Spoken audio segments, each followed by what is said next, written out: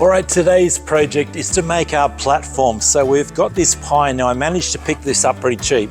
It actually gets imported into Australia and heat treated, and it's kind of like a waste product they were using. So it doesn't have poisons in it. So we're fine to sand this. And so we started off by sanding these back a bit just to get the rough texture off. But when we put this down, we're like, it still looks a lot like pine. It looks kind of cheap and pineish.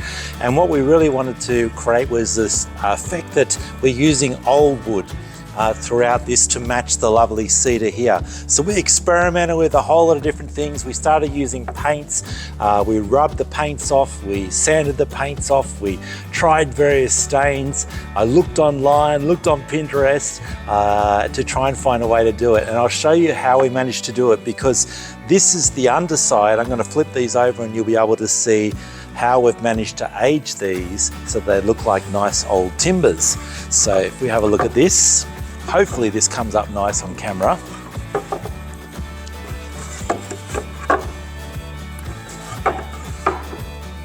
So now instead of pine, we've got a look that's probably closer to maybe an oak-like look as well.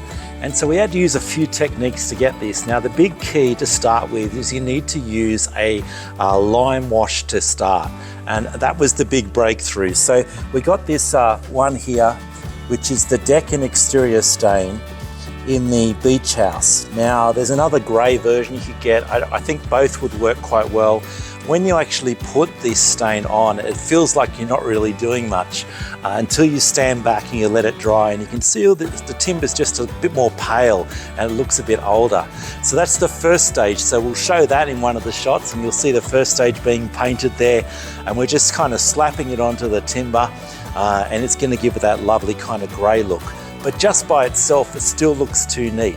The next stage was to get a stain that we could add to it. So we went to our local, I think it's Dulux paint store. We were met by a young guy who was very helpful, and he put a stain together. But when we got it back, it was so orange, it looked ridiculous, it looked like a peach. And so I've watered that down a lot. And so it's probably about 1 part paint and 5 parts water, or 4 parts water. It's very watered down. And then I splashed that over the timber, and it's just giving that warmish look, because pine naturally has that kind of more yellow to white look, and we wanted to have a bit more warmth in the timber, but not too much. And so that gives us that warm tone going through it, and you can see that splashed on in these the footage now.